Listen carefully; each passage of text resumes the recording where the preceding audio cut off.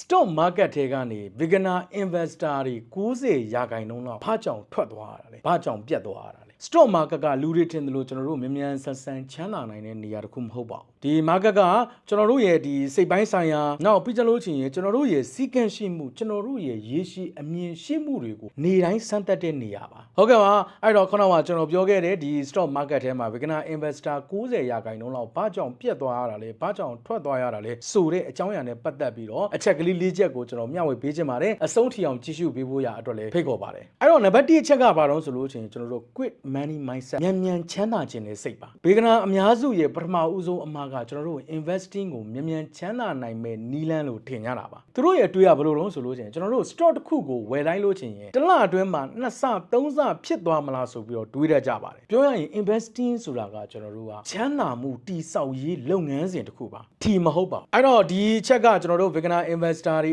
90ရာခိုင်နှုန်းလောက်ပြတ်သွားရတဲ့အကြောင်းရင်းတွေကနံပါတ်1တစ်ချက်ပါအခုအနေနဲ့လေဒီ investment လုပ်လို့ချင်းရင်မြန်ဆန်ဆန်ချမ်းသာမယ်လို့ထင်းနေတယ်အတွေးရှိပြီလားရှိပြီဆိုလို့ချင်းတော့ကျွန်တော်တို့ပြန်လည်စမ်းစစ်ဖို့ပြောချင်ပါတယ်ကျွန်တော်တို့မြန်ချမ်းသာခြင်းနဲ့ဆိုလို့ချင်းရင်မြန်ချမ်းသာခြင်းနဲ့စိတ်ကဆုံးရှုံးမှုကိုလေမြန်ဆွဲခေါ်လာတတ်ပါတယ်နောက်နံပါတ်2အချက်က risk management မရှိတာပါပြောမယ်ဆိုလို့ချင်းဒီအချက်ကကျွန်တော်တို့ beginner investor တွေအတွက်အနေအကြီးဆုံးလို့တောင်ပြောလို့ရနိုင်ပါတယ်ကျွန်တော်တို့ဘာလုပ်ကြတော့ဆိုလို့ချင်းခုနနံပါတ်1အချက်နဲ့ကျွန်တော်တို့သွားပြီးတော့ချိတ်ဆက်နေတာမျိုးပါမြန်ချမ်းသာခြင်းနဲ့အတွက်ကြောင့်လို့ stock တစ်ခုတည်းကိုကျွန်တော်တို့ကပုံအော့ပြီးတော့ရင်းနှီးမြှုပ်နှံလိုက်ကြတယ်ဒီ diversification လို့ပြောတဲ့ခွဲဝေရင်းနှီးမြှုပ်နှံမှုတွေကျွန်တော်တို့မလုပ်ကြဘူးဒီ professional investor တွေအနေနဲ့ကသူတို့ကဘာကိုဦးစားပေးတုံဆိုလို့ချင်းဘာကိုစစဉ်းစားတုံဆိုလို့ချင်းသူတို့ရဲ့ရင်းနှီးမြှုပ်နှံငွေလေးကိုဆုံးရှုံးမသွားအောင်ထိမ့်သိမ်းတာကိုဒီ profit ရတာထပ်ပို့ပြီးတော့ကျွန်တော်တို့ view စိုက်ကြပါဒါ professional investor တွေပါကျွန်တော်တို့ beginner တွေကကျွန်တော်ဘာကိုဦးစားပေးတုံဆိုလို့ချင်းဒီ profit ကိုဦးစားပေးပြီးတော့ကျွန်တော်တို့ risk ကိုမစဉ်းစားကြတာပါ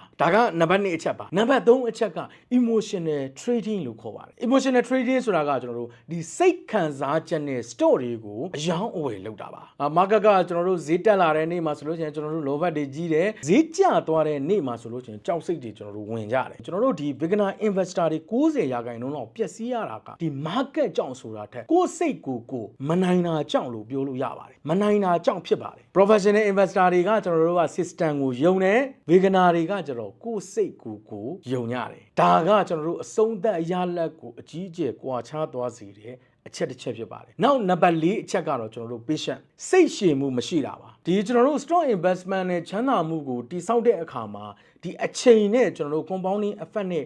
ပေါင်းဆက်မှုရဲ့အကျိုးသက်ရောက်မှုအပေါ်မှာမူတည်ပါတယ်။ compounding effect ဆိုတာအမျက်ပေါ်ကိုအမျက်ထပ်တိုးပြီးတော့အချိန်ကြာလာတာနဲ့ငွေတိုးပွားနှုန်းလှည့်မြန်းလာခြင်းမှာကျွန်တော် beginner investor တွေကကျွန်တော်တို့ stock တစ်ခုကိုဝယ်ထားလိုက်တယ်2လ3လလောက်နေလို့မှဒီဈေးတက်မလာတော့ဘူးဆိုလို့ချင်းရင်စိတ်ပြက်လက်ပြက်ဖြစ်ကြပါတယ်။ဒီ professional investor တွေကတော့အဲ့လိုမဟုတ်ပါဘူး။3နှစ်လား5နှစ်လား10နှစ်လားဆိုပြီးတော့ရေရှည်စဉ်းစားထားကြပါတယ်ဟုတ်ကဲ့ပါဒါကတော့ကျွန်တော်တို့ဒီ stock market မှာ beginner investor တွေ90ရာခိုင်နှုန်းလောက်ပြတ်သွားထွက်သွားရတဲ့အကြောင်းတွေက၄ချက်ကိုမျှဝေပေးသတာဖြစ်ပါတယ်အဲ့တော့ bonus အနေနဲ့ကျွန်တော်တို့ဒီ beginner investor တွေကိုပြောချင်တာက profit and risk ကိုစဉ်းစားပါနောက်တစ်ခုက plan မရှိလို့ချင်းကျွန်တော်တို့ဒီ investment plan investment မလုပ်ပါနဲ့နောက်တစ်ခုကဒီ emotion မထည့်ပါနဲ့ကျွန်တော်တို့ system နဲ့ပဲသွားပါနောက်တစ်ခုက long term mindset တိဆောက်ပါ market ကလူတိုင်းကိုအခွင့်အရေးပေးပါတယ်ဒါပေမဲ့လို့စီကံရှိသူတွေပဲဆက်လက်ရှင်သန်နိုင်ပါတယ်ဟုတ်ကဲ့ပါအဲ့တော့အခုခုနကကျွန်တော်မျှဝေပေးသွားတဲ့အချက်၄ချက်လေးမှာကို